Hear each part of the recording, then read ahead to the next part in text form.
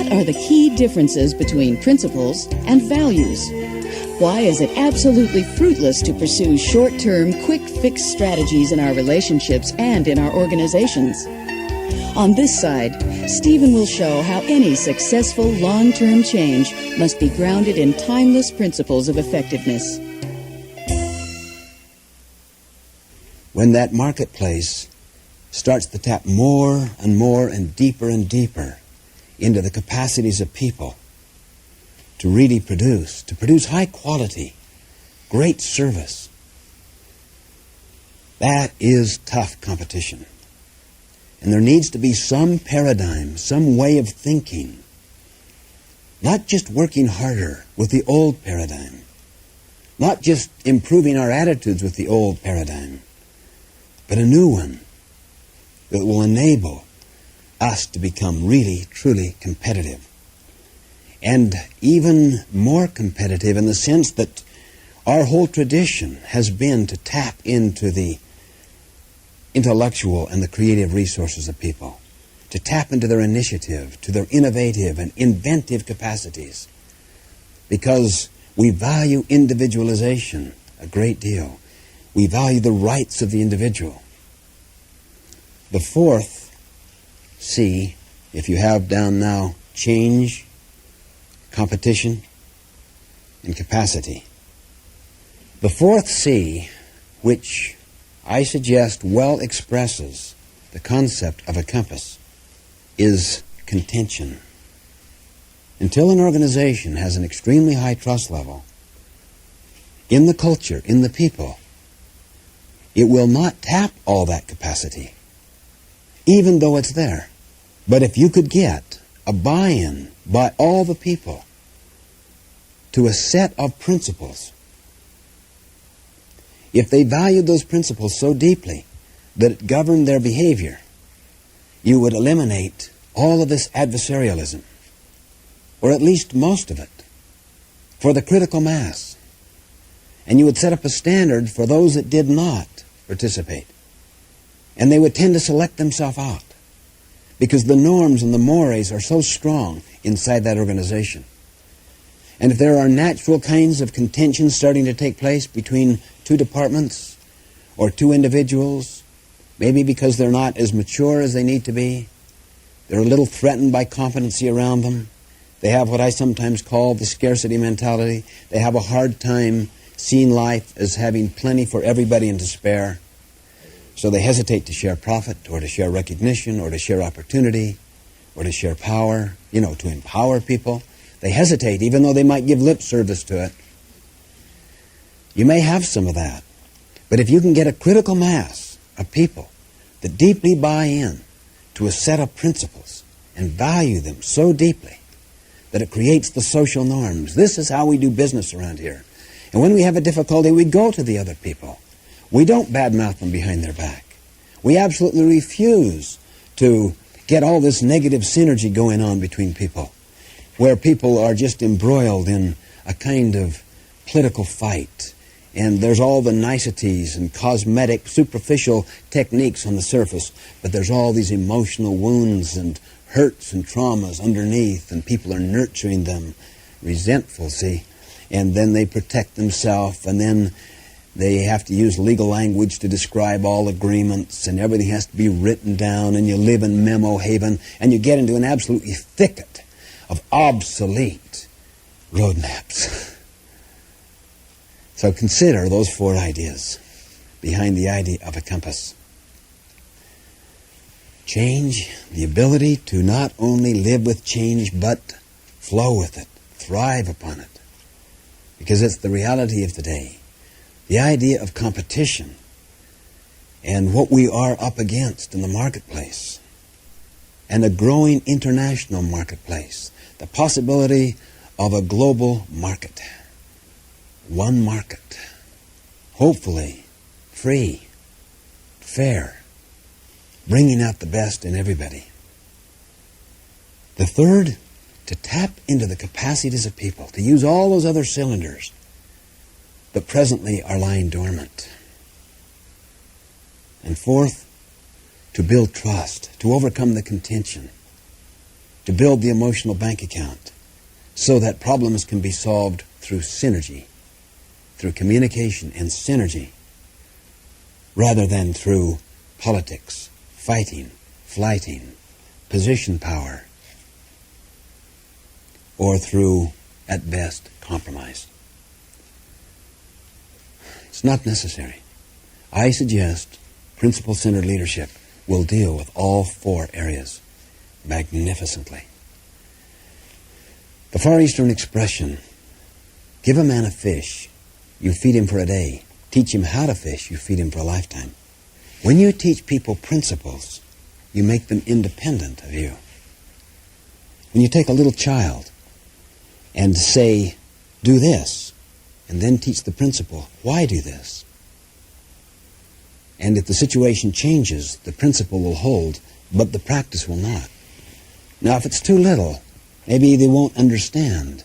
But the more you cultivate understanding in the head of another person as to the underlying reasons behind certain practices, then when the situation changes, you're into a wilderness. The old practices no longer apply. But the person has developed the internal ability to fish, if you can see what I mean. They can think through that reality. And they tap into true north, to the compass. And they think through, now, what are the principles that operate here? And then they deliberate on that and apply those principles and develop new practices. Arnold Toynbee, the great historian, said that all of history can be written in a simple little formula. Challenge, response. Here's the challenge that is given by the environment, by the world, whatever. And here is the response that is developed by the individual, by the institution, by the country, by the society, or by the world. Challenge, response. Now what happens is, little by little, these responses get codified. They get put into cement. They work so well. And people love them because they work so well. And they get addicted to them. They get to be part of the very way they think and the way they perform. And they're very good. They're good procedures. They're good practices. They work. But then, because of change, there's a new challenge. And the old practice no longer applies. The old practice is obsoleted. You move into a wilderness, and you're out there with a roadmap. You're trying to play tennis with a golf club. But if people's security comes from some sense of predictability in their life, that we have these practices and structures and systems that give me a modicum that my life's not going to be changed, they cling on to those. And as they cling on to them and try to keep these old practices and procedures and ways of doing things, little by little, the challenge rubs them out. And that is the demise of people and of institutions, even of families, that cannot accommodate the reality of, say, new children into their own family facing whole different kinds of challenges out there that they never faced in their families when they were growing up. Nothing fails like success. The traditional bromide is nothing succeeds like success. Well, that's true. Success feeds upon itself. But if the success is practice-based, nothing fails like success. But if the success is principle-based, nothing succeeds like success. Because you can immediately adapt. What's the underlying principle? See, principles are universal. They're timeless. They apply everywhere. Why? Because they are natural laws. They're not values. Hopefully, we will value correct principles. But they are not values. They are natural laws. Even if we're ignorant of them, they operate. Science is making a continuous effort to understand what those natural laws are, to gradually improve its ability to explain and predict phenomena. And that's what science does, is evolve better and better what's called paradigms of reality. Principles are the expression of reality.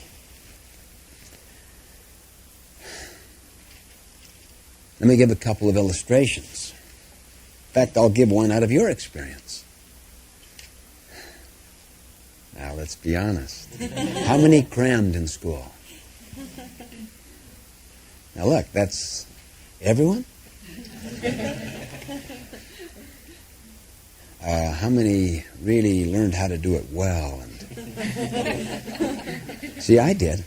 I used to even kind of brag to my friends how I could figure out the teaching and testing procedure of the teacher and the grading process, see? I could kind of figure it out and then take the course of least resistance. I wouldn't even buy textbooks. I'm ashamed to say that. Really, I am. Because when I got into my graduate work, I had a serious comeuppance. I tried a quick fix. I neglected so much of that solid reading. And I was into that quick fix, hit it right hard at the end. But how do you make up for all those years, see? And in a matter of 3 months, I was in a hospital with ulcerative colitis. And most of my education has come in graduate studies and long after, not in my undergraduate. I did not pay the price. I was too into wanting the golden eggs I wanted, the kind of pleasurable lifestyle, and yet to get the good grades, which opened up the doors of opportunity, see? But when those doors were opened, and I didn't have the capacity to deal with the challenges at that time, that was my comeuppance. That's a very hard lesson.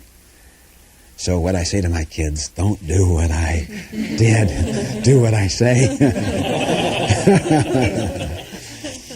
And fortunately, they bought it. They're all getting much, much better educations. They're paying the price on a daily basis. I think one of the reasons for that is what I call a 3-person teaching process, where you formally or informally get them to teach you what they're learning. So it makes no difference, in a sense, if they like the teacher or the subject. That's irrelevant. What else is new? What are you learning? You are responsible, see? It's a very, very powerful way of turning children onto education, real education, not short-term, shortcut, fake-it education. And to do it over time. See, if you do it regularly, they can't cram. They have to keep up. Then they gradually get those habit patterns, see. So it's very good. But the goose, see, got sick. Ulcerative colitis. And that wasn't redeemed in a matter of a little graduate work. It involved a lot and years of study.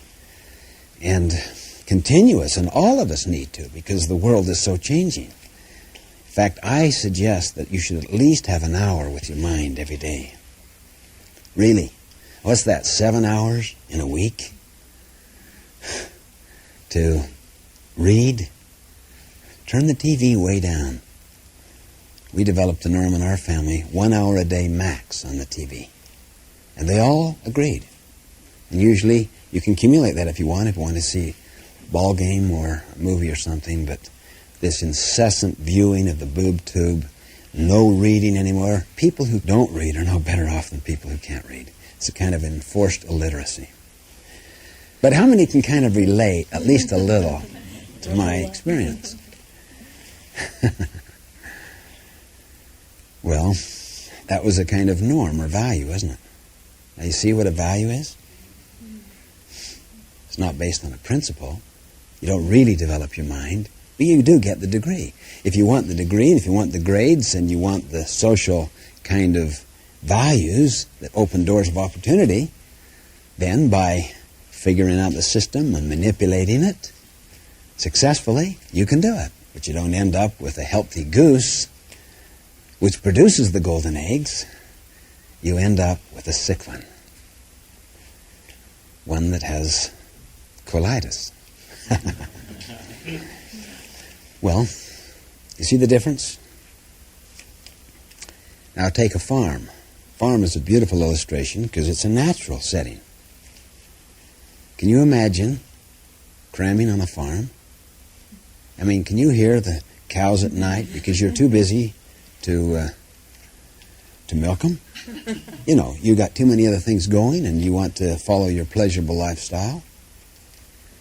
Can you imagine? Can you imagine forgetting to plant in the spring? You know, because you got so many other things going. They're important to you now. You know, flaking out all summer, then getting hold of that earth in the fall and just hitting that baby. You know, digging it, throwing the seeds in, watering, cultivating. I like that illustration because it communicates the difference between values and principles. Now, if you can attach your value to a principle, then they're synonymous. Now, why is it that it works in school but not on a farm? Think. Why does it work in school but not on the farm? Does it really work in school? Well, in a sense, yes. If your goal was to get a degree, perhaps, to get your credential, to graduate. But did it really work? Is it possible that you got your degree, but you don't have an education?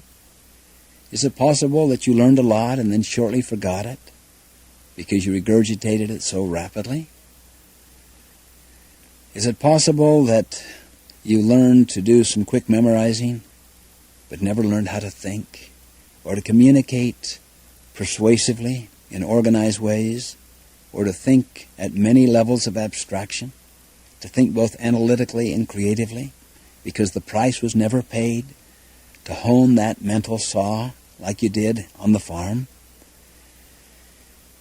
In a sense, it worked in the social system because it was based upon social laws, but it would never work in a natural system like a farm or the real development of the mind, or say the real development of the body. Can you fake being strong and healthy? Can you fake being able to do, say, 50 push-ups? Can you fake that? Is there any quick fix to that? You see, when it comes to natural things like the body and farm, it's governed by natural laws. I'm calling those principles. Principles. Natural laws are principles. Now you'll notice they're different than social values. Hopefully the values would be synonymous with principles, but many times they're not, as in the case of the farm and the school analogy. Now think about it for a moment with regard to relationships. A long-term relationship. You can't fake it. You want to build a deep, meaningful relationship with your spouse, with your children, with your associates, with other departments, with suppliers, with customers. There's no quick fix. There's no shortcut. There's no cosmetic approach that can really satisfy the need of a long-term, high-trust relationship. But now think about a short-term relationship. Yes, the law of the school can govern there. You can make impressions. You can put on the charm. You can go into smile training. You can learn manipulative techniques, what lever to pull, what button to push, and get just the desired reaction you want. Short term. But long term, not so. What about the development of our characters? Is there a short-term approach toward that?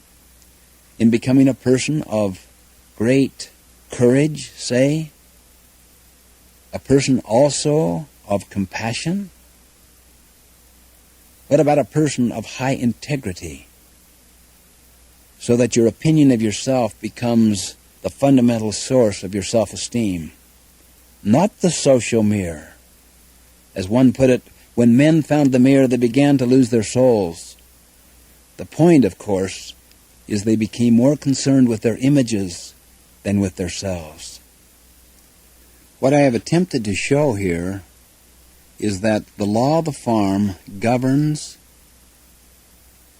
with regard to our body, our mind, our relationships, eventually all management and organizational life. Why? Because in the last analysis, what is it but relationships? It's all relationships. And it's governed by the law of the farm. not by the law of the school.